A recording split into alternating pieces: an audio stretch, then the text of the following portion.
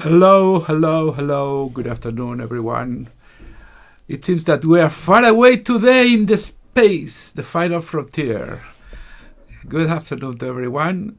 Let me introduce first my colleagues, mentors. Yash, hello, Yash. How are you? Hello, I'm great here. Nice to see you Good to be in again space. here with some news. No, this streaming is different. We are in the space, but for real, the thing is that we are more than in the space. We're in the GSoC. We finally achieved the GSoC also this year. Thank you, Google, for selecting us again. And hello, Mentor Vedan. Hello, happy to be here, and I'm very happy that we are in GSoC this year. Uh, Congratulations to us. that's the good word to ask. So I was waiting. I was expecting some kind of poem from the space.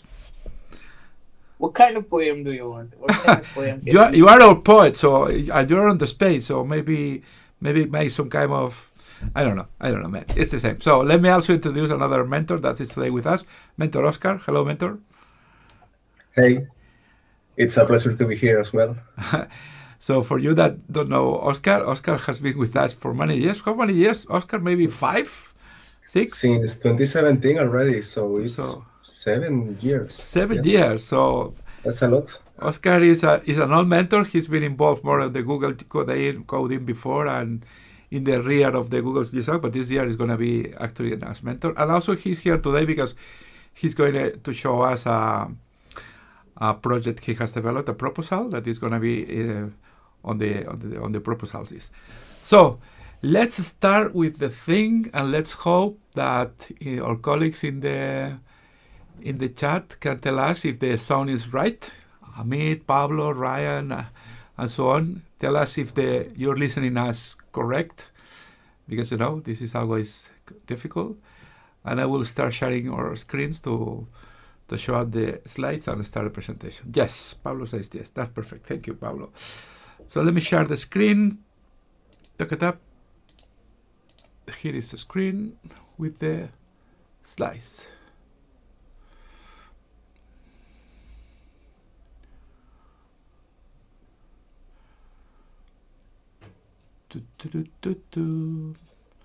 Okay, slides are appearing now on the streaming. So let's start with the real thing for today. So today is our fourth community meeting, and it's one of first, I would say, one of many that we will continue doing, of training all the community on different matters.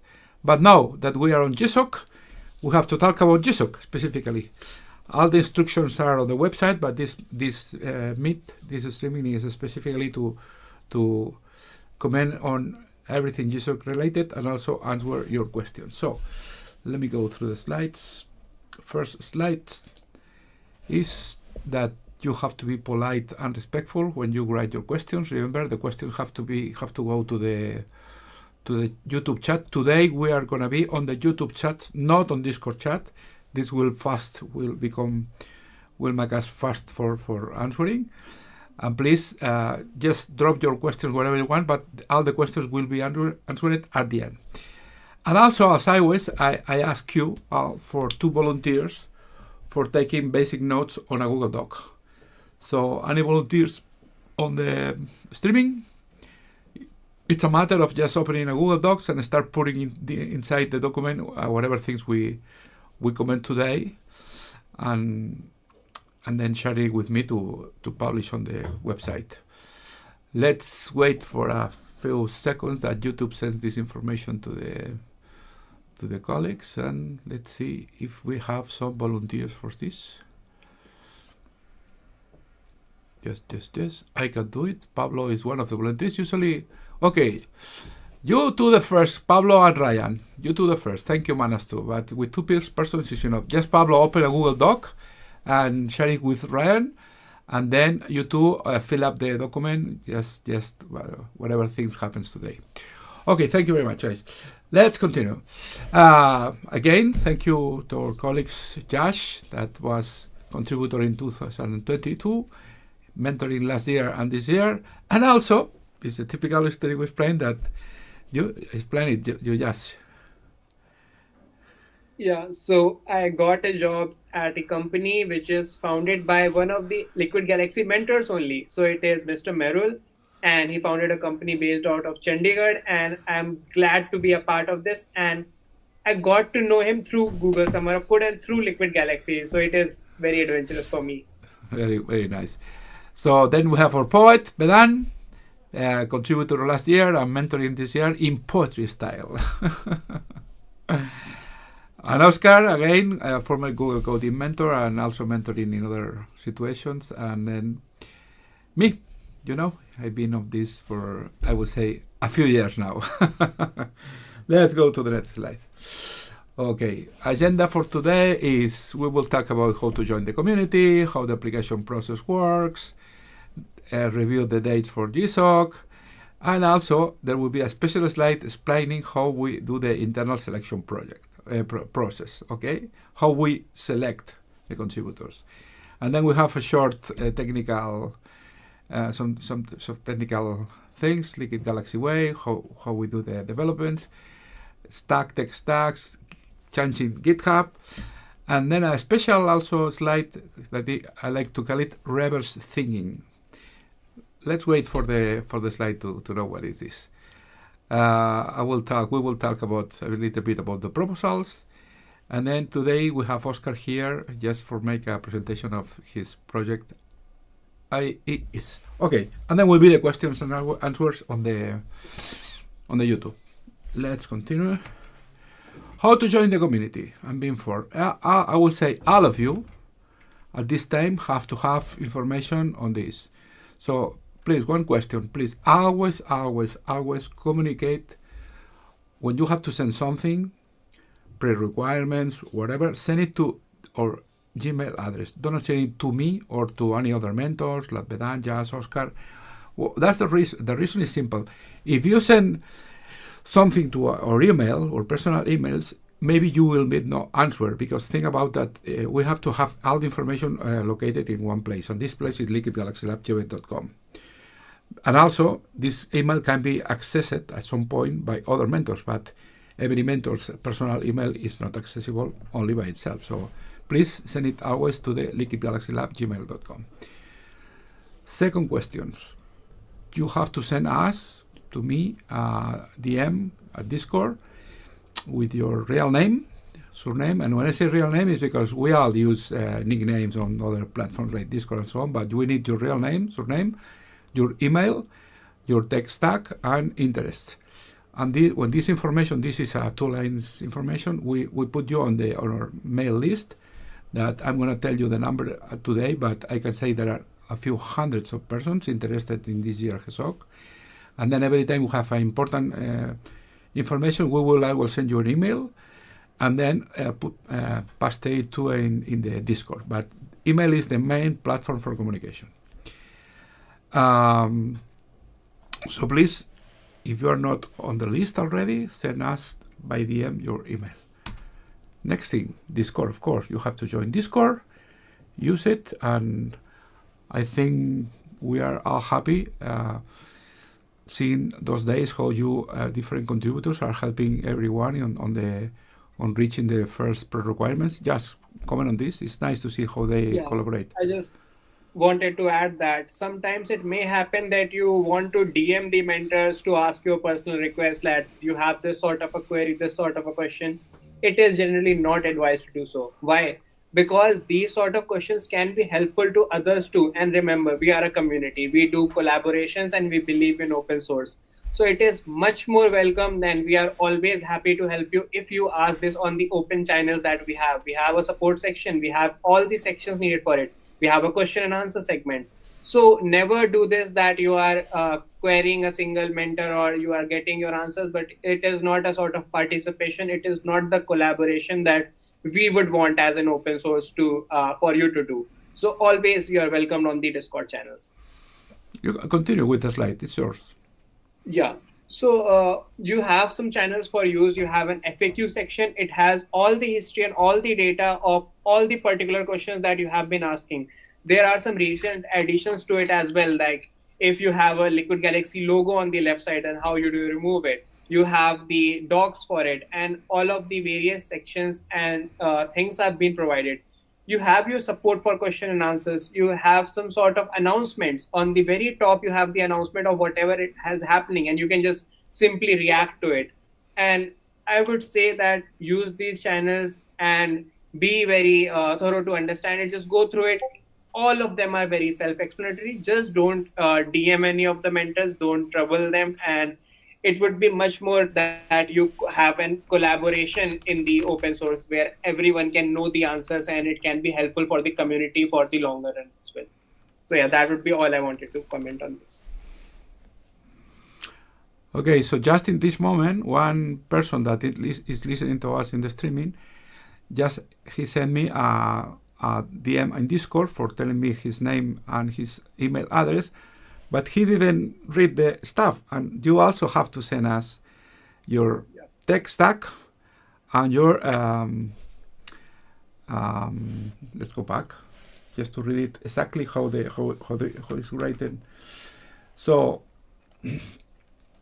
real name, surname, email, and tech stack and interest. What kind of tech interests you? What is your thing you are more, you know more about, but also what are your interests? So I'm just answering to some guy in the Discord that I'm gonna close, because if not I will say I will have some interruptions. I don't have to have interruptions. Okay, let's continue. So also remember, we have our website that was remade by Josh a couple of years ago. Thank you, Josh, again. And we have the website. We post all the information always will go out always to the website. Sometimes the website is a mess because we have plenty of things. For the reason, we only have one post with all the information, the unique post for GSoC 2024. Exactly the same we have for 2023, for 2022, for 2020, and so on. And then everything is there. Maybe sometimes it's a little bit difficult to find it. We have a menu. Also, thank you to Josh. And then you can use the menu to jump to the most important pumps, and then use the menu to go back to the top. Here always will be all the information also. So we send emails when some informations are very important. We also post those in the Discord and on the website. What else? CLP. For this name is the name of the Google Developer Event Platform. Is the one that you use for register to events. So why we do use this platform? Is because we here from the Liquid Galaxy project is located in Jada. We have also another group that is GTG Jada, and you know this year also we have the Flutter Jada groups. Those are lots of people are the same, but lots of people are different. They have different interests. And then if you use this platform, you will be you just register to this platform. You will be receiving announcements when we make a streaming or whatever other activity. The platform will send you a request. Hey, this is there is a new event from GTG Data for the Liquid Galaxy streaming. You can register, and then so this way you will receive the YouTube streaming URL. Okay, so it's simple. I think most of you will be, but remember there are new people incorporating every day to the community, and maybe they don't know this. What else? Streamings. We do an enormous effort on training you all and helping, like today's, and we do streamings. Most of them are live, as today. It's live because here in Jada it's 4:20 in the afternoon, but I believe in India, where Vedana and Josh are located, are something like 9 p.m. Yes, exactly, yes. 9 p.m. And in Oscar, that is located in Spain, but not the same time zone you are in. What is it's 3:18 right now. So here. we are So it's 1 hour less. 3, 4, and 9 today, but we have other people in the streaming. Like I saw Ryan. Ryan is in Canada, if I don't remember bad, and he's far away behind us. So streamings can be always useful because you also can look at them later. So, and also remember, we have did that, and we will bring more Google Developer Expert and other persons, experts in different matters, such as Flutter, machine learning, artificial intelligence, and more. So why the streaming is also live? Because it's the opportunity you have to make questions to the presenters. on Discord at the end. But today, remember, those are going to be on YouTube questions. And also, as I said, you can see the presentation later in YouTube if you can attend at this moment because any question on your agenda. So always reserve your spot in the CLP platform. And also, I say to all of you that you subscribe to my YouTube channel. It's not because I wanted to have more followers. I don't care, believe me. It's a matter of all the streamings are made in my YouTube channel because I am the producer. So if you're registered to my YouTube channels, you subscribe, you will be also receiving notifications from YouTube. What else? For example, 2 streamings that are announced or just will be announced on next Tuesday. Finally, take a look that this will be the same day, March 5. One will be at 4 p.m. I believe, Alwas Italkin CET times, and the other will be later. We are going to have two sessions. One will be made by contributor Mahinor from Egypt. She will be making a up-to-date installation of a Liquid Galaxy in a virtual rig live. So she will install a full system from the very beginning to the end, live to the audience. Very nice for new people that is incorporated or are having trouble installing their own Liquid Galaxy virtual machine. So remember, go to the platform. You will see here the date, the hour, and the streaming. Reserve your slot. And then same day, on March 5, we will have a build. Sorry for the misspelling. There is a D. Build with AI Google training series. Google is making a worldwide series about using AI for developers. As you might have seen in our project ideas page, we have plenty of AI projects this year.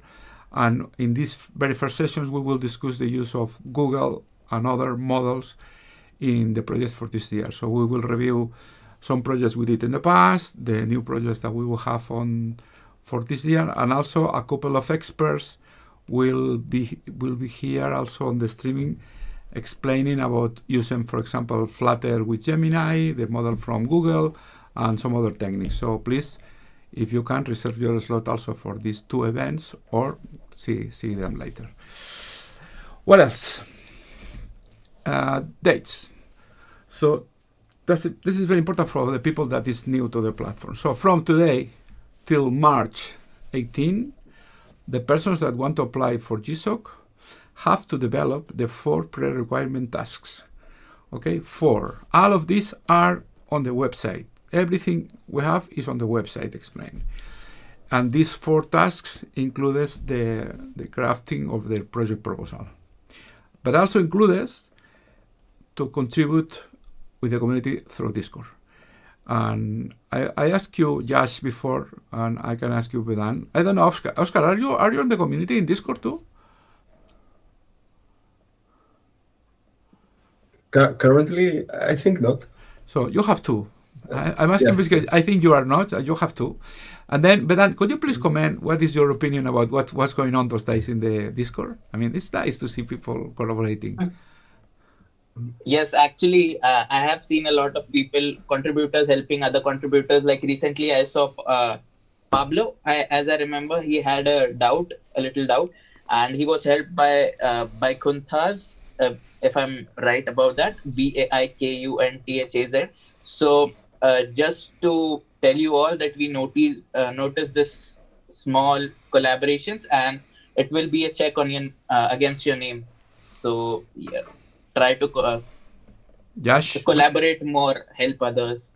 It's really happy to see that other contributors, other wannabe contributors are helping each other out. That's I would say, the power of open source. That's the power of collaboration that we would want in our Discords, and we would want in all of the channels that we have.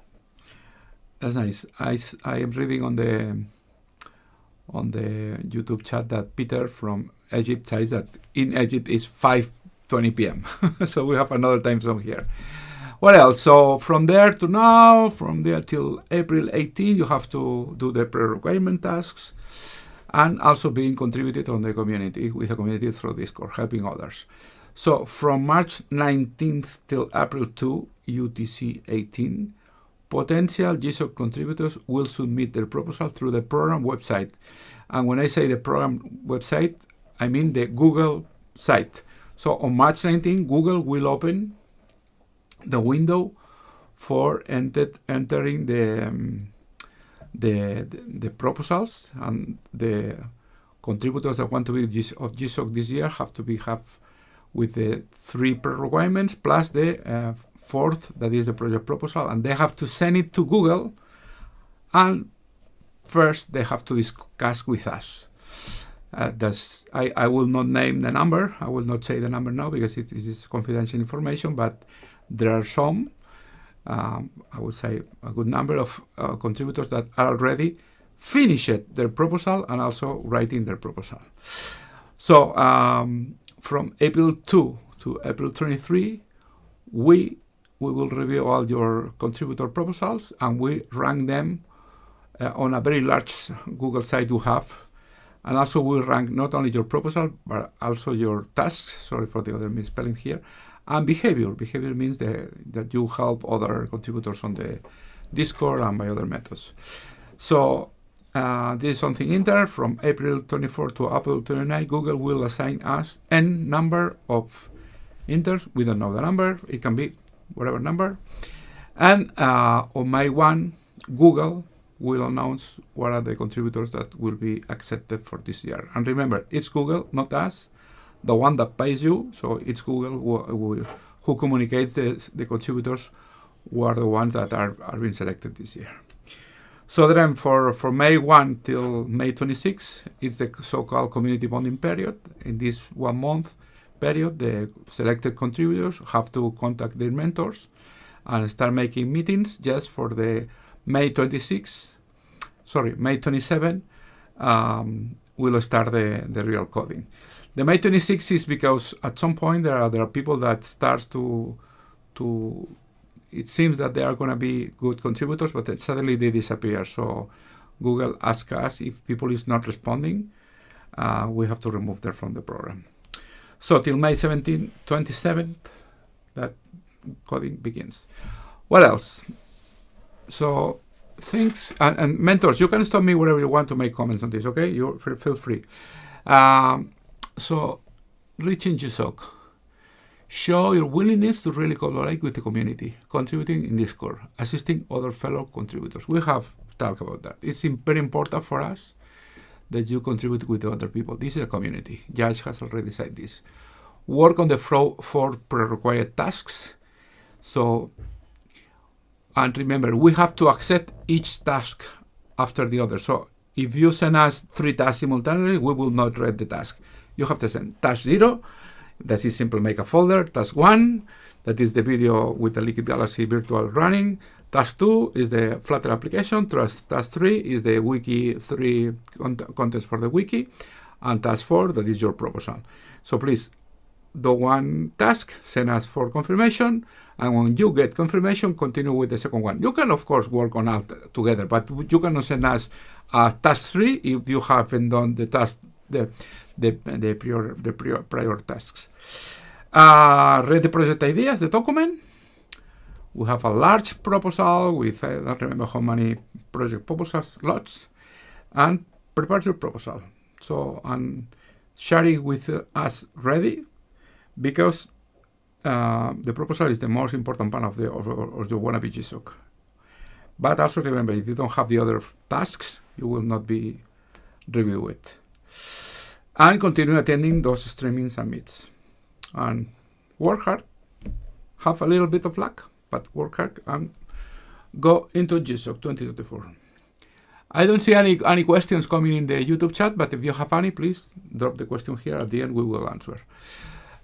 This is the internal slide I wanted to explain you. So we have said this sometimes, but how this works, internal process. Some students, some contributors just send emails to us and say, okay, I'm going to be selected. And we say, we don't know. No one knows. Till a few weeks ago, we even don't know if we're on GSoC. So today we are on GSoC, and as we are on the Liquid Galaxy community, we are on the space. So you have to do the pre-requirement tasks. we will see how you interact with your colleagues, admins, and mentors. And at some point, you will have zero, it may be zero, one or some interviews with admins and mentors at some point of this agenda. We can tell you when, because it's something complicated, but so you have to be done the pre-requirement tasks. We have to see you interacting. At some point, you will have the opportunity to have an interview with the mentors. This only will be when you have already presented your proposal. We need the proposal to comment the proposal. This interview with the mentors will be for reviewing the proposal. So as I say, we have an internal sheet, a very large Google Doc sheet with dozens of columns. In every column, we take note of whatever you do. When you talk on the Discord, when you help another colleague, when you offer us to work on the Flutter Blogger template, or you work for the wiki, or you do the many different tasks we have been doing since last October. We started this trip, so we have a note about all the contributors.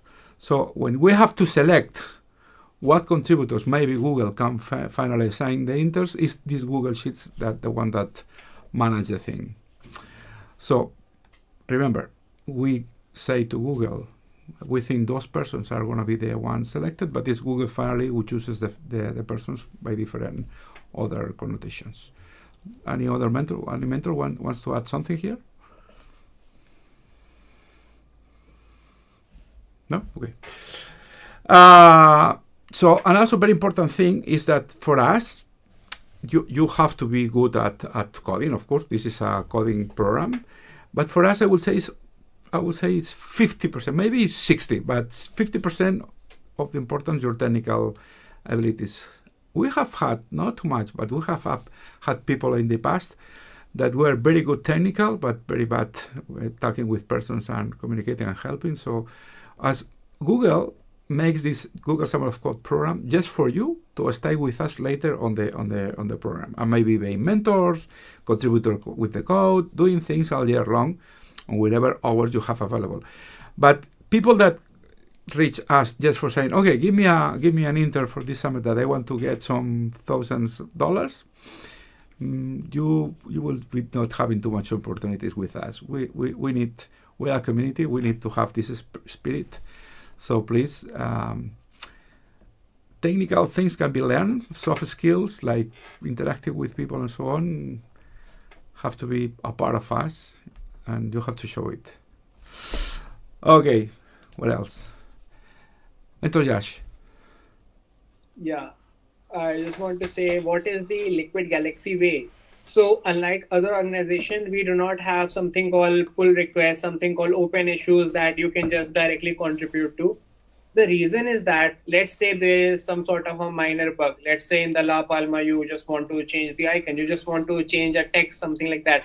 Now for that whole process, you cannot be that we will have to publish the app into the Play Store, and we have to do all of the things to finally make it happen that the changes are live. And it would be much better that if we have n number of changes, something, then we will make a sort of a refurbished or some sort of a project idea that would whole lot go into the next Google Summer of Code. So just remember that the sort of organization does not allow you to just open pull requests and create PRs. Instead, what we do is we actively give you some tasks, some projects that you can participate into, something where you can contribute to. And just remember, communication is the key. So just feel free to ask if there is something you can do about, if there is some ongoing task, something like that. And always do it in the official channels, just as I have said before, the Discord channels, and on the official Gmail ID, which is liquidgalaxylab@gmail.com. So yeah, that would be all I want to say. And one more thing I want to add, that when you are selecting a project or a proposal, just go by your interest. It may happen, like in the earlier slide, you saw technical ability could be learned. It could be fastly learned. If you have, let's say, 50% of the abilities, you can cover that up. Just remember to go by your interest, and it will be happening, I would say, in a great way, and just communicate for it. I will add, Josh, that at this moment, I would say we are not as focused in other tasks that as we were in the, I would say, 5 latest months, because at this moment we have to be focused, all the community will have to be focused on the GSoC. So for us, it's important that lots of students reach the 4 different tasks, and then from these tasks we will be able to select next to your social activity. So I would say at this moment, except a few projects that are still running, something like the wiki and maybe some documentation that some contributors are doing, let's focus now on the GSoC. Next slide is proposal writing. This is yours too. Yeah, this is also my favorite slide. So I just want to add that there is something called the art of writing a proposal, something that what gives you an excellence in proposals. So I have the image, you can see the master proposal document, which you can just copy it into the Google Docs to make or to just get started with your proposal. Just remember, there are a few crisp and concise things that you must add to your proposal, which will make it stand out.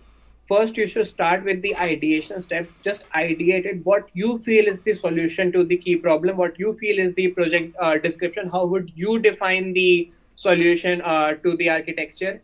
And just enhance it with using UML. UML is Unified Modeling Language, a sort of a language for a single design pattern like the UML use case diagrams, a UML class diagram. These tell how the app will act when a person enters the app, what sort of use cases this is have. You can just learn about UML and UML sequence diagrams. These are a really excellent choice when you are sort of telling in a graphical manner how your app is going to work and what are the various key steps to your app. Then also define that how you're going to make your work logs. Work logs usually happen in your Google Sheet, and you can just sort of examine the roadmap according to you. You should examine the roadmap. You should examine the linked technologies that you are going to use. How will you use them? You should at least tell 2 use cases of your application. How is your application going to work? And the most important thing is always follow it based on the GSoC timeline. Always follow the timeline that Google has told you. Then what are the various working periods and how can you sort of do A amount of work, B amount of work in these sort of timelines. And later on, always add the comment access for us mentors and LG admin and you. So we can tell you that, yeah, this timeline does not seem right. Maybe you cannot do this amount of work in this less timeline. Just correct your timeline, something like that. So we will always assist you. Just remember to make sure that you have these things being followed and just make sure you craft your proposal in a very nice manner. Also, you can just add some, maybe some mock-ups, some 10-inch tablet mock-ups of the screens that you are planning to have and all of the various resources you are going to take. And this will be fairly easy for you to make an excellent proposal. That would be all I want to say.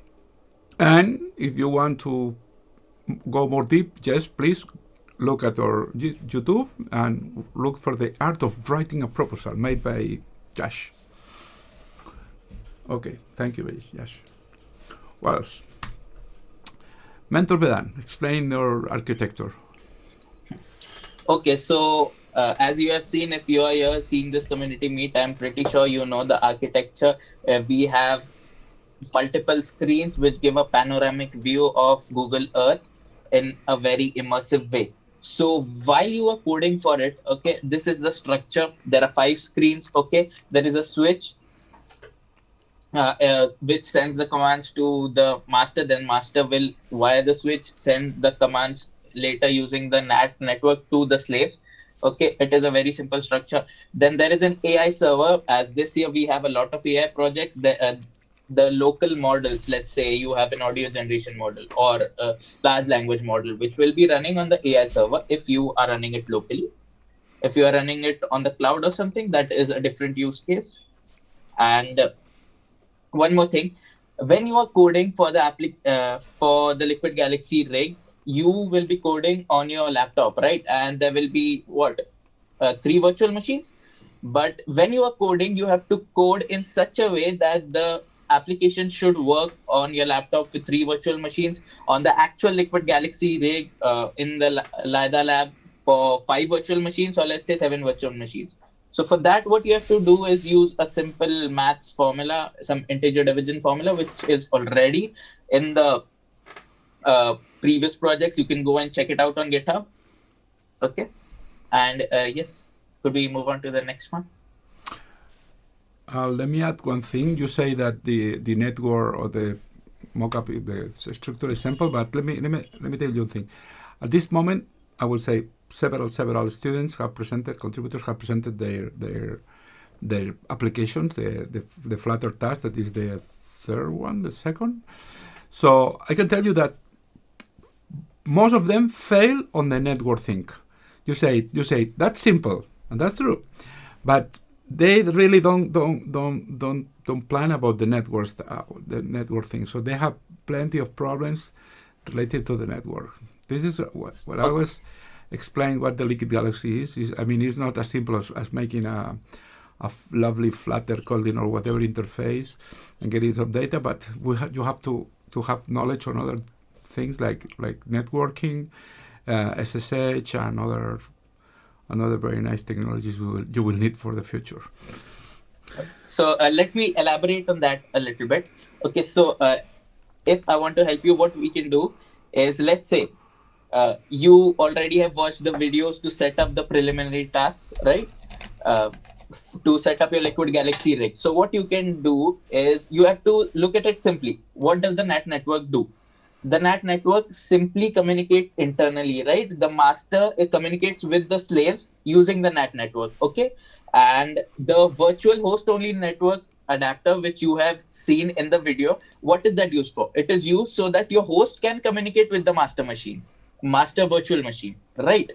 So if you look at it this way, this is the simple overview. We cannot, of course, dive into the details of what NAT is. It is pretty simple. You can just chat GPT it. It's not really difficult. But this is the overview of how communication occurs inside. Okay, and later on, when you are in GSoC, there will be more networking. When you get with the AI server, it is again a chaos, but we have already figured things out, and we will be helping you with it. So no worries. And now on to the second slide, this one. Okay, so there are some standards here. So first of all, logos are important for every application. You have to give credits whatever you are using. Okay, and there is something very important with logos. Do not mess with the aspect ratios, which is very important. And the logos always have to be on the left side, okay, of the Liquid Galaxy, right? And not meddle with the master machine or anything. And the balloons which you are using to, let's say, populate any data or display any graphics onto the screen have to be on the rightmost side. Okay, I'm not talking about visualizations, I'm talking about the balloons. Okay, not the visualizations which occur on Google Earth. I'm talking about the balloons have to always be on the right hand side, and the screen overlays, right? And yes, I think that's about it. Yes. Okay. And logos especially will be provided for all the applications. Do not use your own logos. That is something I did earlier. I made my own logo, which was a problem. So all the logos will be provided to you. No, let me add something. Let me add something here. You can design your own logo, but we have to accept the logos to be published, because we care a lot of our image, so we will need something nice. There are a few students, contributors that wants to know how to make a good logo. Some of them do, but most of them not. So in this case, we are the ones doing the logos. Great. What else? Great. Yash, would you add something? Yeah, I just want to add a basic definition. If someone was not able to understand what is a balloon or what is a KML balloon, it is just the brief description of the very visualization that you are seeing, which is occurring on the Liquid Galaxy. So let's say there is a visualization and it is just occurring spread all the way on the 5 LG rigs, and the balloon will be the description. It may have a title, an image, some description, some dates, which you can present very well graphically on just the right side. So it really looks very good when you have the logos on the left top, maybe top left side, and all the descriptions on the right side, and the whole space for the visualization in the center, and all of these screens. So yeah, that's about it. Very good. Let's continue. So continuing with your phrase, this is some Liquid Galaxy we built several years ago with 7 screens. But most of you will not work with this. This is a very expensive system. You will work with this with 3, for Ubuntu virtual machines. So the Liquid Galaxy will be very different, but remember, your application, your project has to work on a real Liquid Galaxy. So don't code for your own small setting at home, and remember that you have to work for the large one. Difference, they are not difference. Something related maybe to the network, but yeah, as I said many times, when students, contributors send us their codes, do not work on a real Liquid Galaxy. For what reasons? Many. And you have to find out them or ask in the community. Other people have the experience. We have a guy this year that is testing, two guys already are testing the applications, the many applications you are sending. And we will make some kind of resume of all of them, of the casuistics we are having, just for you to know. We will have those on the wiki. What else? Why Flutter? Bedan, why would we use Flutter? Okay, so Flutter offers a very, very big range of, let's say, there are a lot of things in Flutter. You can design a very, very beautiful and interactive UI with it. And even while coding as a developer, it is very good because you have code reload, hot reload, right? Hot reload, and those kind of features. It is fast, it is performant, and it offers a cool UI, and it also has, let's say, what do we call the React hooks? State management, exactly. Yes. So it is very interesting, and it is easy to learn. First of all, because see, a lot of new contributors come in and they find it difficult to code, right? The new contributors, and the time they have, they can learn a lot of it, even especially Flutter, slowly, gradually, and become good at it. Okay, I'm not saying that you have to be a complete beginner here to enter GSoC. You have to learn something at least. So Flutter is a good way to start, to really start your development journey. If you want to start with something, then Flutter is the way to go. And also, let's make it clear. Many students will say, "Oh, I will do Android, Java, will do Kotlin." Even some of them still says, "I will do Python." So we can every project on our website says what is the preferred coding platform. But for us at this time, the best one are the one we are gonna push and select more contributors are if you develop on Flutter. That's the point. You can make it in Kotlin. We understand. You can even try to make it in Python. Surely, 99% I would say we will not accept this. But Kotlin is still doable. But you need to convince us. What else? I think there is another Flutter slide for Yash. What is this lovely interface? Yeah, so you can see that Flutter makes it so effective to have your stateless and stateful widgets. So here you have your stateful widgets, which can animate all the way that you want. You have this very beautiful info section, which is telling about each and every of the information that is visualized on the Liquid Galaxy for La Palma volcano tracker. So when you are opening the Flutter app and you are visualizing for the La Palma, it has a very great tutorial that you can see. You have an app tour that you can see on the visualization on the left side, which you can just by clicking take app tour, visualize it. And the graphical on the rightmost is the info. And there are multiple such. I think there you can just see it by downloading the La Palma app, and you will be amazed to see what sort of things Flutter can do. I am almost sure, Yash, that most of the contributors that have already done their video. I think we already have 30 different videos on our YouTube from contributors coming. Most of them have tested your app. So your app is always having lots of presentation of. Okay, so let's continue. Liquid Galaxy way. So remember, all the code and data are preferred to be stored on the tablet. We can try, but we will not accept something running on a server, not even on cloud. So no Python cloud service can be used. Can be discussed this year only because we will be doing some applications with other large language models, such as Gemini from Google. Maybe this one needs Python cloud services, but you have to be in contact with us about this, because sometimes this is difficult. We have some issues in the past regarding that students use some services, Python services, and we have problems with the money, so be careful. And also, always, we are open source, so code reusability, what you have to do. We have many implementations of everything Liquid Galaxy in Flutter, Kotlin, and Java. And please do not expend too much time recording. You have everything on our GitHub. Of course, you have to look for it. Maybe later this year, we will have a very nice wiki full of samples, and then you will be making a copy-paste, but not at this moment. What else? So our favorite scenario is a tablet running an APK in developing Dart Flutter, containing all the user interface, the logic, and the database, and handling the connections to the Liquid Galaxy rig. And in this case also for the artificial intelligence-based projects.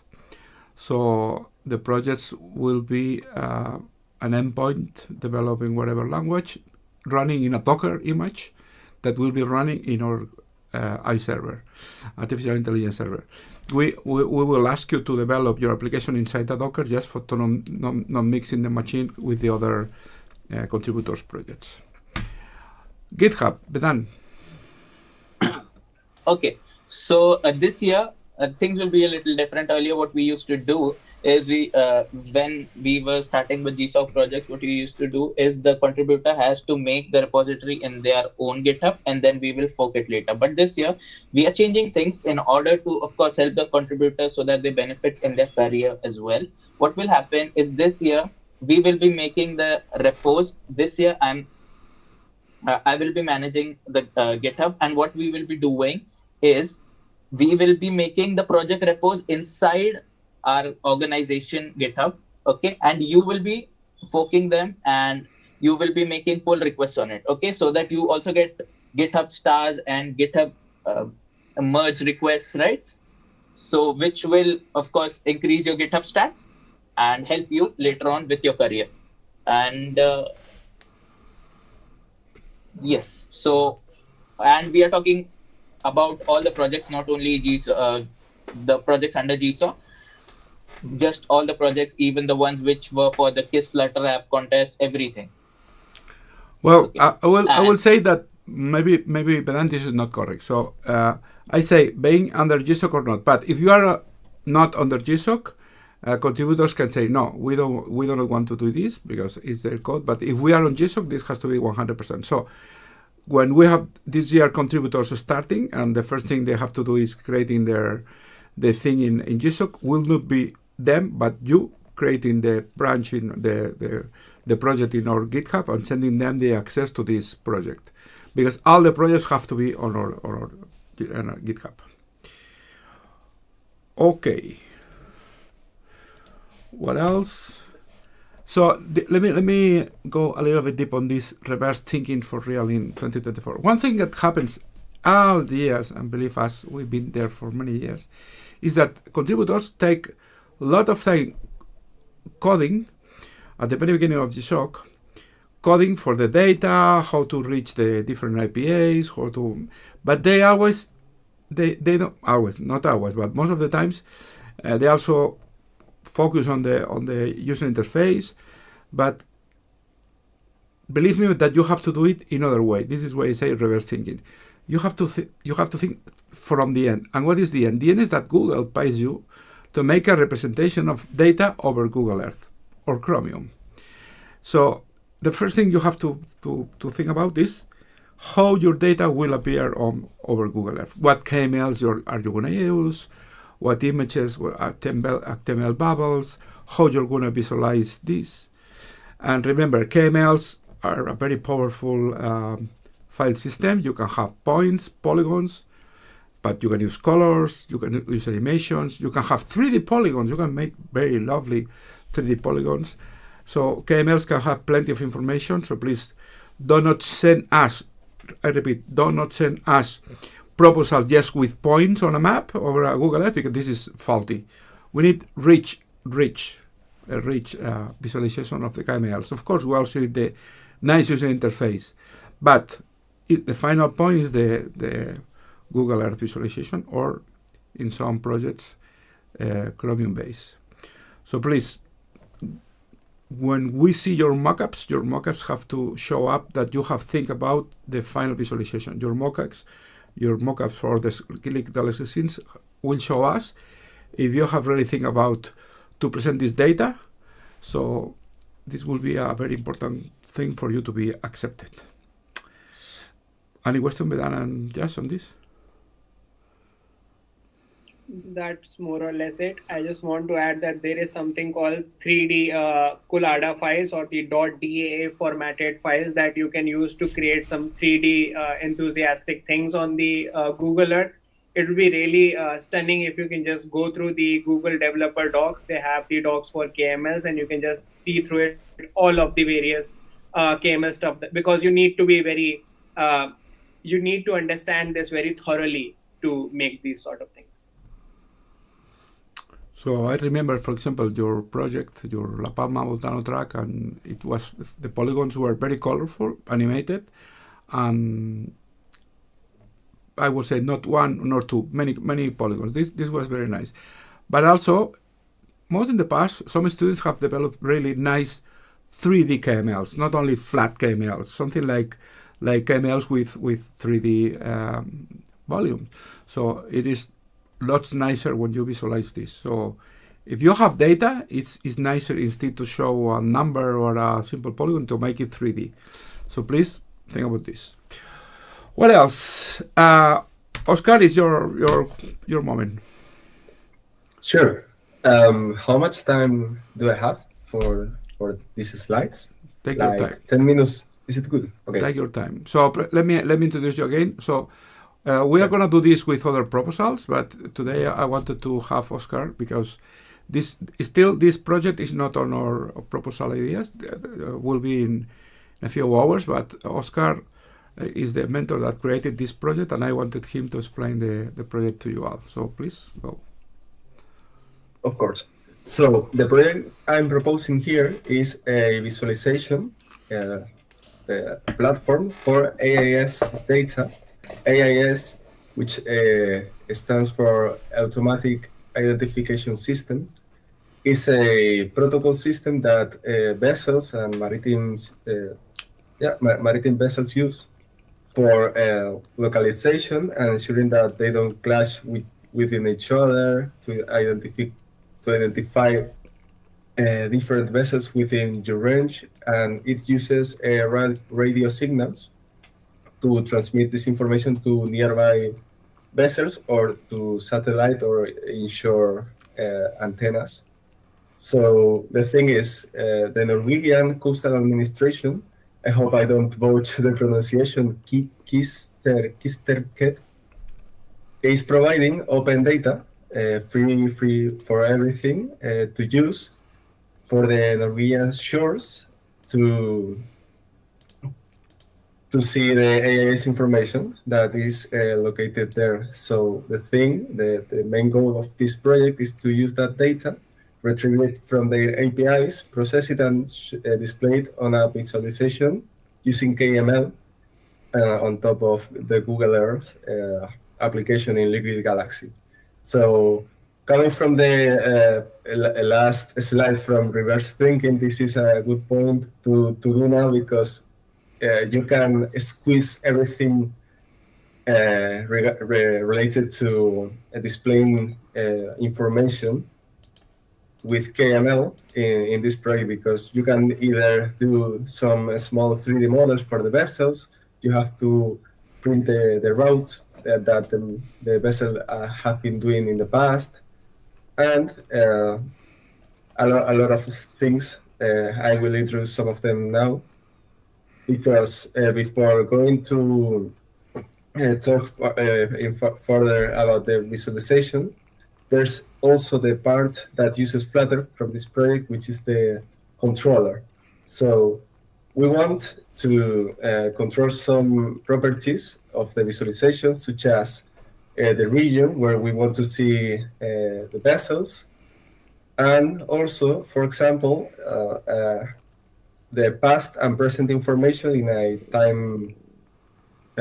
So you can slide in time from past to present and see how the progress goes for the trajectory of all vessels. Those are some of the ideas, but as always, when you present your proposal, you can present also additional ideas. I also encourage everyone to do so, because it's really interesting and it's really important for us to see what applicants really want to do with this visualization. And it's also a personal part of the visualization that you want to incorporate on it. So it's really important to us. So, this was regarding the UX UI, and now I want to talk about the machine learning, or either machine learning or traditional statistics, but prediction part of this project. And yes, you can see it here. So on the left part, we have some example visualization that I've quickly arranged for this project, but this is just for reference. And on the right part of this slide, we can see the fan chart that is taken from a supposed prediction for the trajectory of a vessel. We know where a vessel is supposed to go because this comes from the AIS data, but we don't know the exact route each vessel is going to perform in the current state of the position of the vessel. So it's really interesting to have a model that tells us where the vessel could be in the near term. And for this, we have two different ideas, two different approaches we can take. One of them is more traditional statistics kind of model that may use linear regression or auto-regressive features. And the other one is through machine learning or deep learning with autoencoders or LSTMs, long short-term memory based models. So for the first approach, since it's somewhat easier because you don't have to train on past data, and you have like online prediction for the current data you might have inside the application, we would like to have extra functionality that we would ask the applicant to do. One of the ideas we have is to see the clashing risk data for vessels. So we will have a list of vessels in the controller that are in risk of clashing with near vessels. And this information can be calculated using this kind of distribution, the fan chart. So for example, if you have a nearby vessel 100 meters from the vessel we are calculating, if we see that that vessel also have a trajectory with the same distance that collides with the forecast of the former one, that could end up in a collision. That information has to be added into the controller so we can quickly see how many vessels are in risk of colliding. And finally, for the machine learning approach, deep learning approach, this is like for the rest of the same thing for the rest of the proposals, where we would have to train a model with historical data and use that model in our local cluster, which would be connected to the controller and receive the forecasts, the inference from there.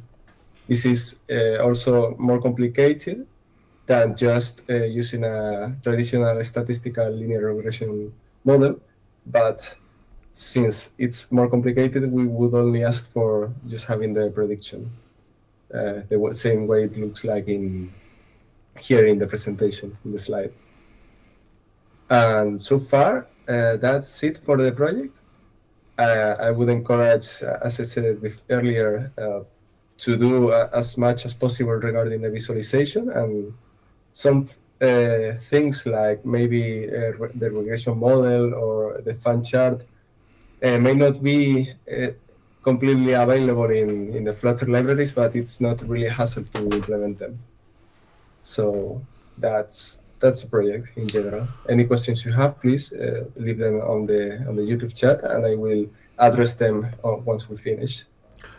Okay, so thank you, Oscar. We have finished, so I'm gonna pass to the next slide. That is, thank you for all the people attending the streaming and all the ones that will see it later. And let's gonna go to the YouTube chat to have new answer the questions here. Let me please close the 1 second, or visualization is not the perfect one. 1 second. I have to make it this in real time. 1 second. Our faces are not appearing right on the. When you share your screen, sometimes the thing goes.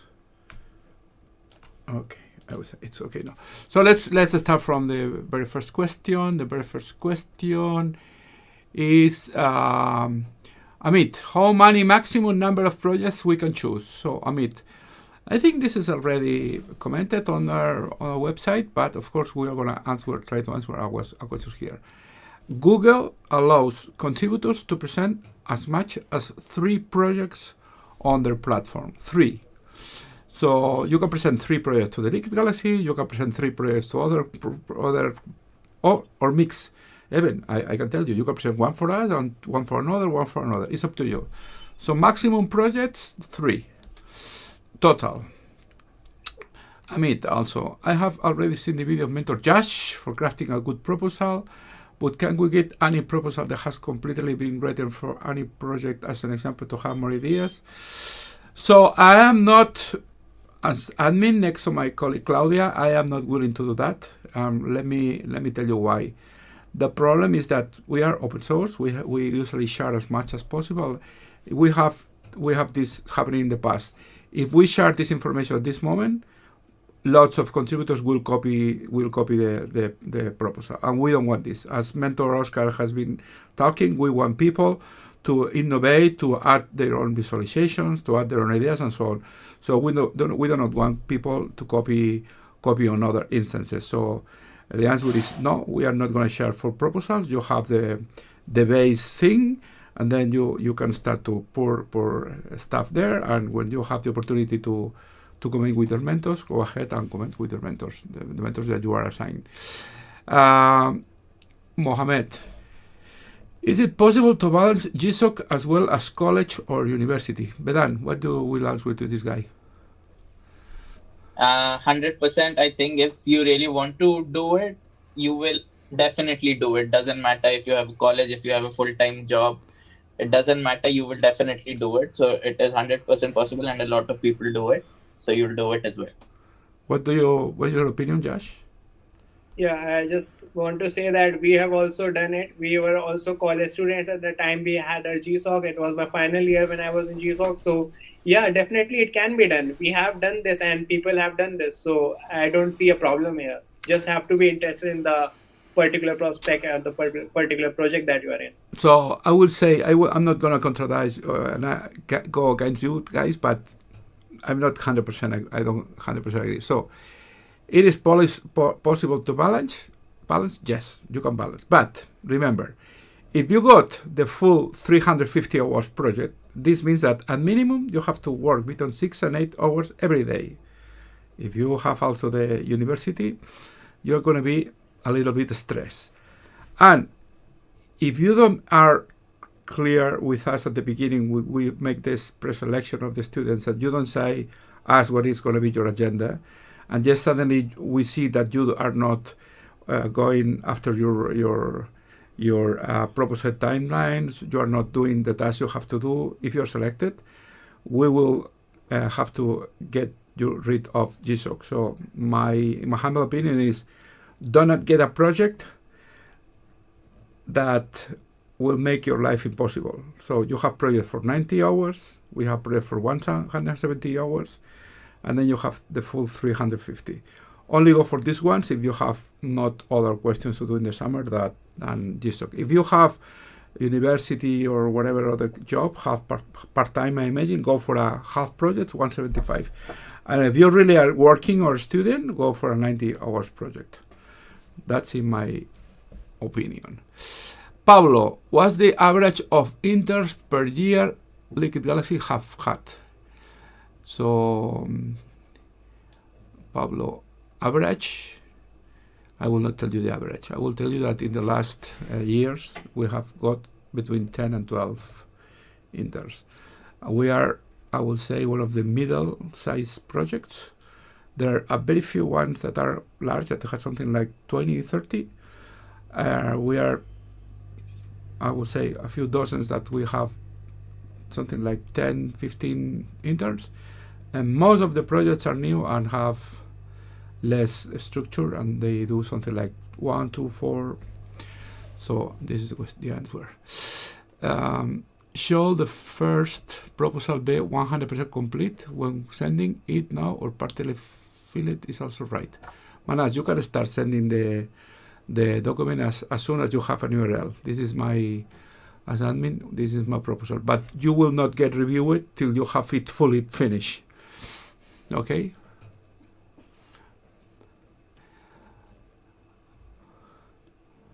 So the guys are making the same question. Can we wait? Pablo is giving us a best. He's having the same questions and answers. So, Gotham, do we have to submit task 4 before March 10? Okay, again, I already have explained this. You can send it till March 18. Even, you can send it to the latest day of GSoC. The window is open. I don't even know the date. It was something like, let me go to the calendar. You can show the agenda is on the screen now. Google opens the window to enter the programs from March 19th till April 2. So you can present a project on April 1 or April 2. But believe me, we are not going to review it. No, because you have to have done the previous 3 tasks, and then we need time to review your project. If you send your project one day before the window closes, 99.99% of possibilities, your project will not be accepted. Even it might not be read. It depends on the number of projects we have. So for us, you have to start early, and already several students have end their proposals and are writing their proposals. So do it ASAP and send us ASAP the URL. Other questions that maybe my colleagues can help me. If we want to discuss, Aritra, if we want to discuss the specifics of a proposal idea, whom you will suggest to contact? What is your idea about this, Jazz? I just want to say that currently you should keep it in the open chat. You should keep it in the Discord. And when you will get selected as a contributor, then you will have a particular mentor allotted to you. And then those sort of chats will start. Not right now. Now is not the time to discuss specifically to some sort of a proposal or something like that.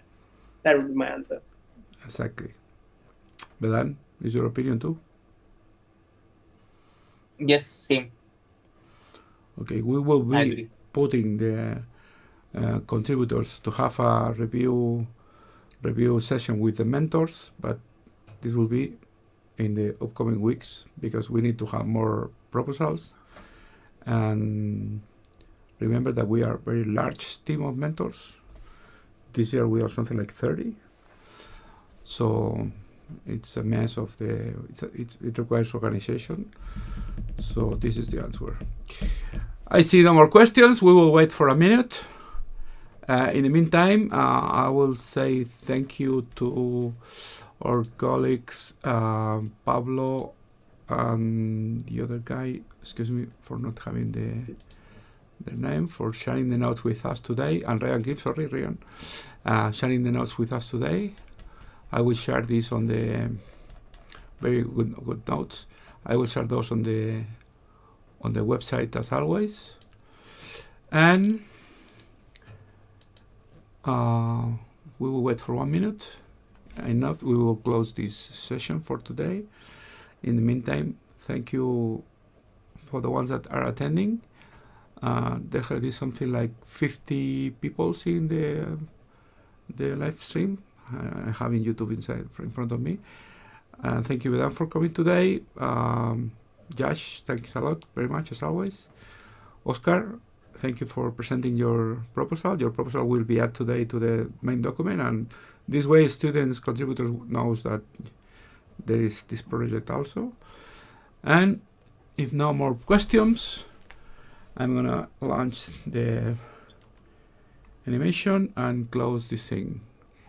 No one more. Let's wait for a few seconds and we will close this.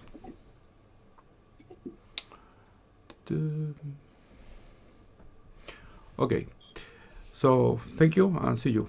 Take care. Bye bye. Bye, Oscar. Well, bye. See you. Nice to be here, by the way. Nice to meet you, Yasha and Vedan. Hope to see you soon in the next presentation or anything. Well, have a nice day and a nice week. Bye. Yes, see you soon. Bye.